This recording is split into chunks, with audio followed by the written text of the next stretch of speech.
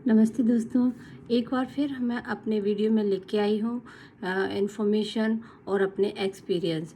तो फ्रेंड्स, मैं हूँ एक कैंसर वॉरियर जिसने अपने 2 साल अभी कंप्लीट किए हैं। तो फ्रेंड्स, अभी मैं बताती हूँ कि रेडिएशन के क्या क्या साइड इफ़ेक्ट होते हैं और हमें ड्यूरिंग रेडिएशन किन किन चीज़ों पे ध्यान देना है। तो फ्रेंड्स, सबसे पहले मैं बताती हूँ कि जब रेडिएशन हमारी चल रही होती है उस पीरियड में भी हमको उतना ही केयरफुली, उतना ही ध्यान रखना है जितना हम कीमो के दौरान रखते हैं। क्योंकि इसमें रेडिएशन में क्या रहता है कि बॉडी अंदर से हमारी उस एरिया को रेज बर्न कर देती हैं जहाँ हमारा ट्यूमर रहता है। तो ये हमारी बॉडी को अंदर से एकदम से वीक कर देता है। और अच्छी बात ये है कि ये पेनलेस होता है, इसमें कोई पेन नहीं होता है। तो इस चीज़ से तो बच जाते हैं कि हमें कोई पेन फील नहीं होगा। 15 से 20 मिनट का जो टाइम रहता है रेडिएशन में, हमको पता भी नहीं चलता है कि हमारा रेडिएशन हो चुका है। लेकिन जैसे ही इसके 3 से 4 हफ्ते होते हैं तो हमें इसके कुछ कुछ साइड इफ़ेक्ट आना शुरू हो जाते हैं। स्टार्टिंग में नहीं आते फ्रेंड्स। तो मेरे जो साइड इफ़ेक्ट थे वो लास्ट के 3 या 4th वीक में आना शुरू हो गए थे। जैसे कि हमारी स्किन जहाँ रेडिएशन दी जाती है वहाँ डिस्कलरेशन हो जाता है, कुछ अपनी पूरी बॉडी पे भी इसका असर दिखता है, कुछ ग्रेस ब्लैक हो जाती है अपनी स्किन।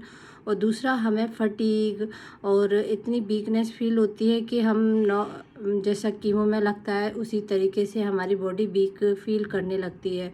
और इसका और साइड इफ़ेक्ट ये है कि हमारे गले में जब भी कुछ निगलते हैं तो ऐसा लगता है कुछ अटक रहा है। तो ये इसके साइड इफ़ेक्ट है। और भी इसके साइड इफ़ेक्ट होते हैं, जैसे कि आई ड्राइनेस फील होता है, आँखों में खुजली या ईचिंग जैसा लगता है। तो हमको उस कंडीशन में जब नॉलेज नहीं होती तो हम कुछ भी उसको रगड़ते रहते हैं, लेकिन ऐसा हमें बिल्कुल नहीं करना। हमें तुरंत अपने आई डॉक्टर से मिलना रहता है, जिससे वो कुछ आई ड्रॉप देंगे तो उससे हमें रिलीफ मिल जाता है।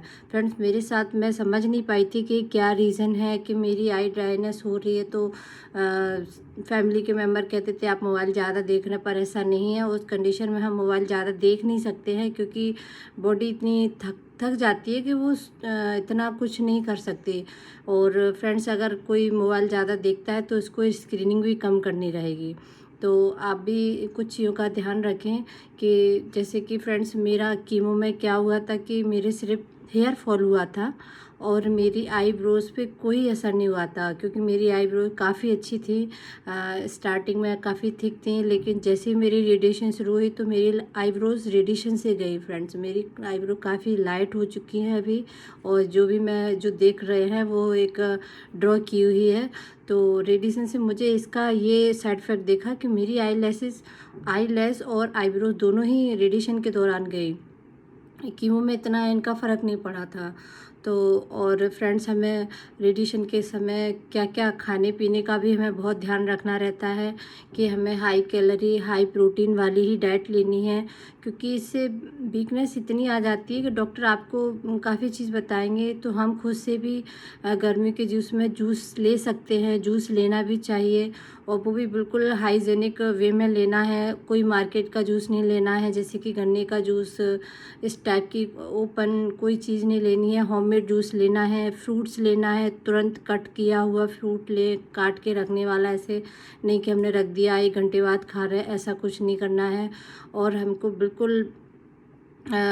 खाना जो खाना है एकदम से फ्रेश खाना ही खाना है। जो मॉर्निंग में बना है मॉर्निंग का इवनिंग में उसको नहीं यूज़ करना। इस तरीके से कुछ चीज़ों को ध्यान रखना है। और ऐसे ही फ्रेंड्स, हमको कर्ड का भी रहता है कि हमको कर्ड लेना है। तो ऐसा नहीं कि मॉर्निंग का कर्ड इवनिंग में खा रहे हैं। फ्रेश जमाओ मॉर्निंग का, क्योंकि अभी गर्मी के सीज़न में है तो कर्ड भी आराम से जम जाता है। इस तरीके से हम छोटी छोटी चीज़ों का बहुत ध्यान रखना है। और अगर आप बाहर जाते हैं, आउटिंग का प्लान करते हैं और आपकी बॉडी अलाउ करती है तो आप जा सकते हैं, पर इस कंडीशन में भी आपको कुछ चीज़ों को ध्यान रखना है। जैसे कि आप एक अपना पर्सनल बैग रेडी करें जिसमें कुछ आपके नट्स हो, ड्राई फ्रूट्स हो, इंस्टेंट एनर्जी देने वाले कुछ फ्रूट्स हों, जैसे कि डेट्स हुआ, ड्राई फ्रूट्स रखें, जूस रखें, एनर्जेल या वाटर बोतल, ये तो मस्ट हैं। इनको हमेशा अपने साथ ही रखना है और कॉटन क्लॉथ रखना है, क्योंकि हमें इसमें सन एक्सपोजर से भी बचना रहता है फ्रेंड्स। क्योंकि रेडिएशन में डॉक्टर भी हमें बताते हैं कि एक तो वो उसमें ऑलरेडी इतनी सारी रेडिएशन बॉडी को जा रही है, तो हम सन से जो रेज निकलती हैं वो भी हमारी बॉडी में इस कंडीशन में है हार्मफुल होती हैं, तो हमें इस चीज़ का भी ध्यान रखना है।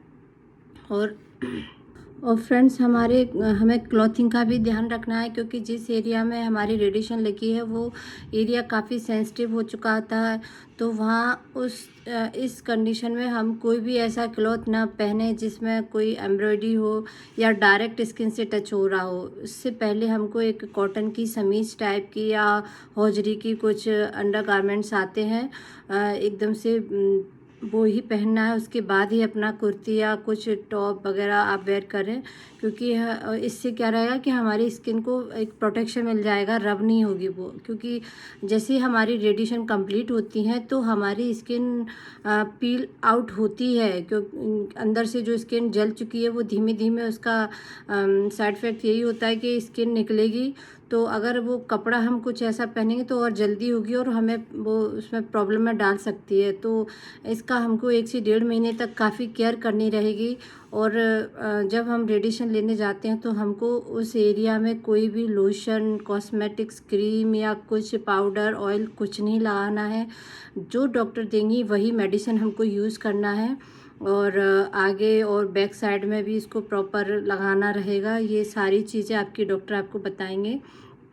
जब हमारे 2 से 3 मंथ कंप्लीट हो चुकेंगे, हमारी स्किन पूरी पील आउट हो चुकी होगी, उसके बाद ही आप अगर आपकी स्किन कुछ ईचिंग फील करती है तो आप नारियल का ऑयल यूज करें।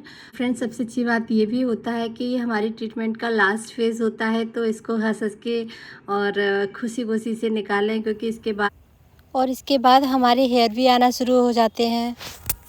बाद हमारे सारे ट्रीटमेंट बंद हो चुके होते हैं और एक बिल्कुल जो हल्का फील करते हैं, सारा स्ट्रेस चला जाता है कि फाइनली हमारा ट्रीटमेंट अच्छे से हो गया।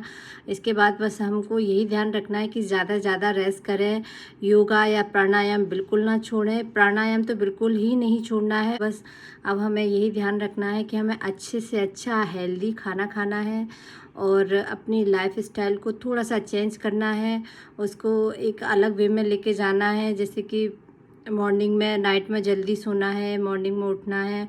और फ्रेंड्स, पॉजिटिविटी को बनाए रहें, खुश रहें। मिलते हैं नेक्स्ट वीडियो में, तब तक के लिए नमस्कार। हेल्दी रहें, खुश रहें। Thank you for watching my video. अगर आपको मेरी वीडियो पसंद आ रही है तो शेयर करें, लाइक करें और सब्सक्राइब करना बिल्कुल ना भूलें।